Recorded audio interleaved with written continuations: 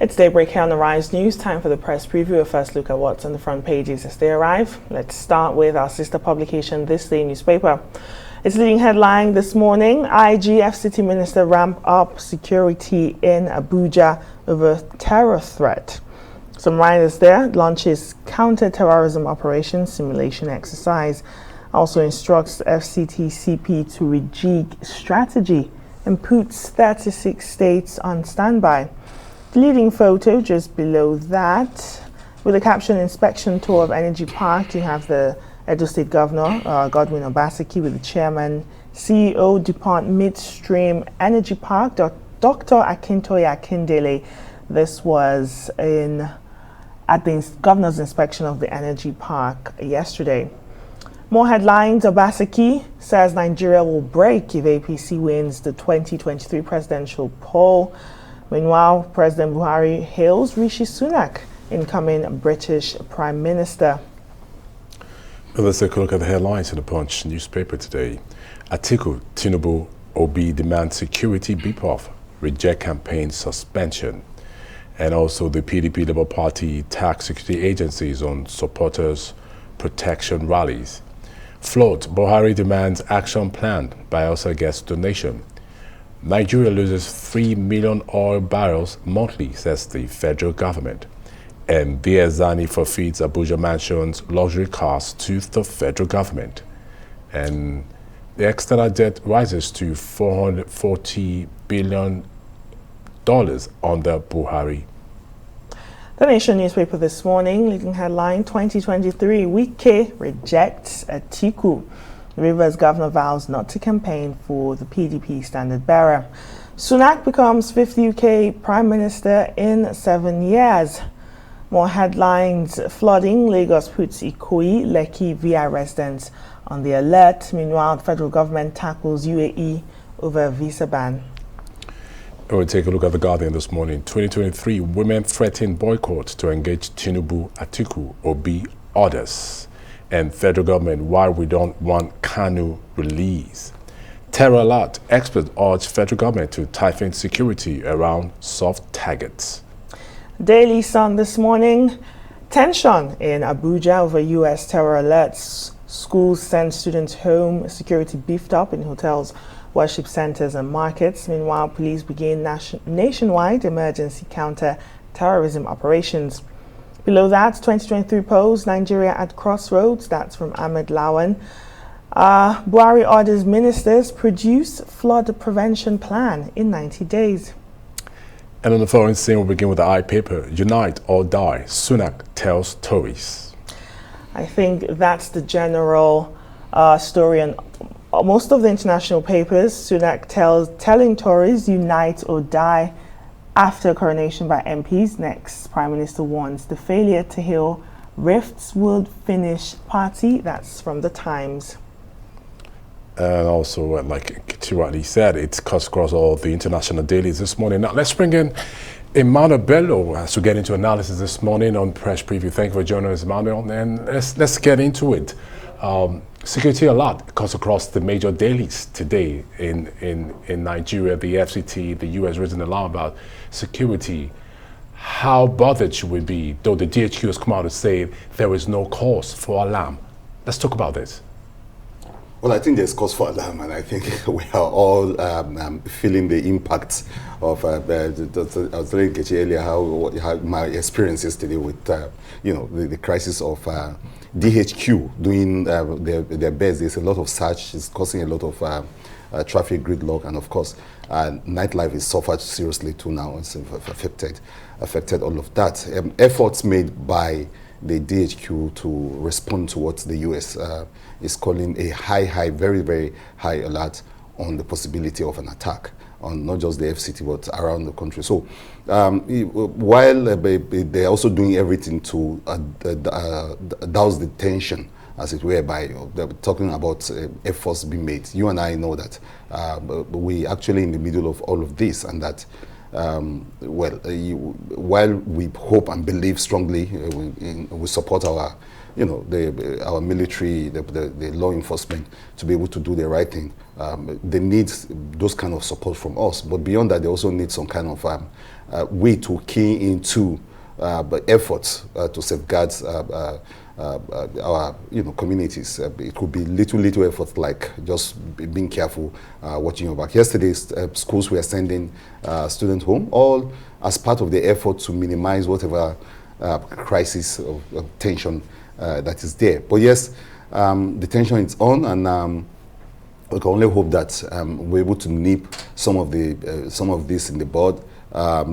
Intelligence gathering is very important. There was strong showing yesterday by in the metropolis, the show of strength by the police and the military, rolling out their tanks and all of that. That's also good. But the meat and bone of this will be in tackling, intercepting, intelligence reports, communications among the insurgents, and all the other things that they can do to keep us safe.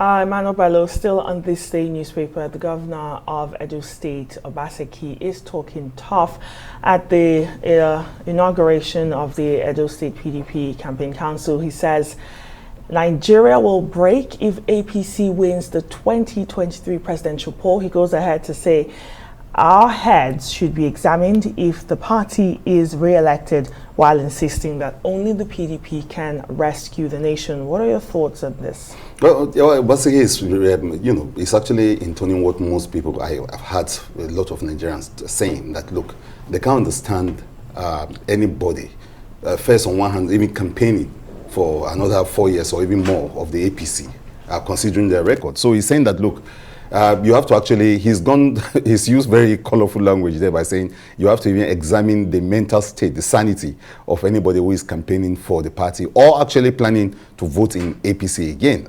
Sadly, there are people who actually still have faith in their party, who think that the party has done very well. You'll be shocked, Nkechi, that there are strong supporters who think that the APC record is not as bad as we're making it. But I think the jury out there, or the majority, what looks like the preponderance of opinion out there is that APC has failed us in very well. In fact, the First Lady the other day, practically apologized. They said, look, expectations were not met.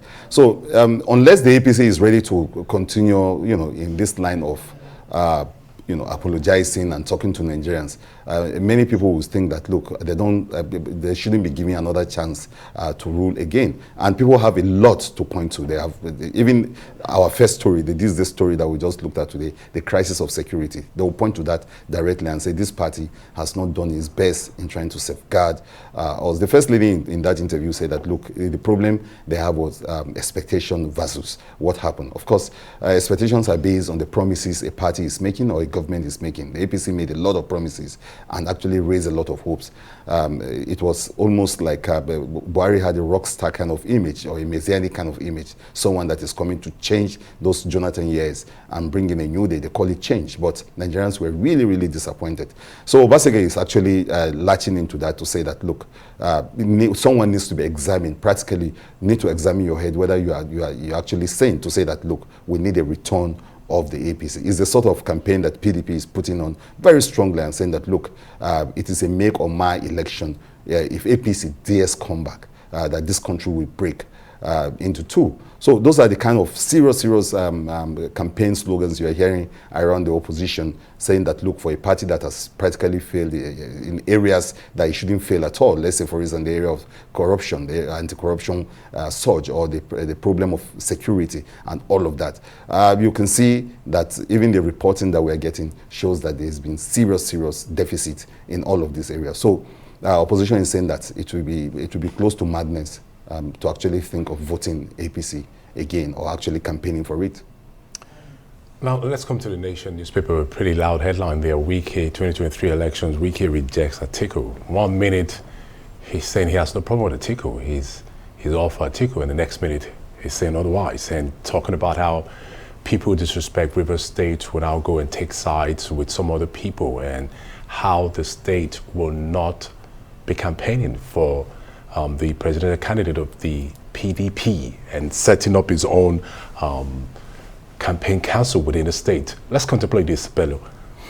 Well, but it gives mixed messages, and the optics is funny. On one hand, you are setting up a campaign council for the party, the same party that you are rejecting the presidential candidate. It's like loving a tree, rejecting the fruit. It's confusing, and I think this is going to be a problem even for Wike, because how do you talk about this? On one hand, you actually, like Ben, like you say, you flip-flop. On one hand, you talk about the fact that you are not with the presidential candidate, and then on the other hand, you're actually setting up a council to ensure that the party has some kind of your party, the PDP, is victorious in the coming election. You are going through all this pain. You are still using the party logo. You are still using the party's slogans. You are still standing on the party. Clearly, you've not moved, and yet you are fighting the same party from inside. It could hurt him in the long run. Maybe his candidates could suffer in the coming election, because the presidential election comes first. And if through his actions and whatever he does, the president's, the PDP does not win at the presidential level, there could be a domino effect sort of that could go round that and affect even his own his chances. But he's thinking, or he's been playing on the theory that, look, he can campaign strongly for his governor and not work for the presidency. He's trying to isolate the elections. He's trying to say, look, I can do one against the other. I'll work assiduously for the party to win in my state, but I'm not going to work for the party at the presidential level. It's a gamble, and it's one that he's taking. It's not going to be easy for him. Emmanuel Bello, on the international scene, let's take a look at the Independent paper.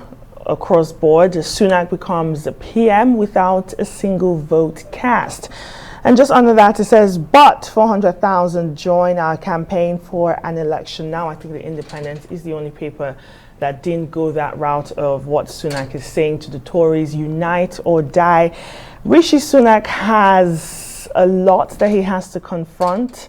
Healing the rifts in the party. Obviously, he's saying they have to unite. Also, the gravest economic crisis in Britain. What are your thoughts, Emmanuel? Well, I think Rishi's coming has actually internationalized the entire British scene, and a lot of people came yesterday. Of course, the Indian press was full of reporting around this, and to some extent, I think in Africa here it resonated with us, because he's got some African roots, having been born in Kenya, in East Africa. His parents moved to the UK, so a lot of Africans can actually,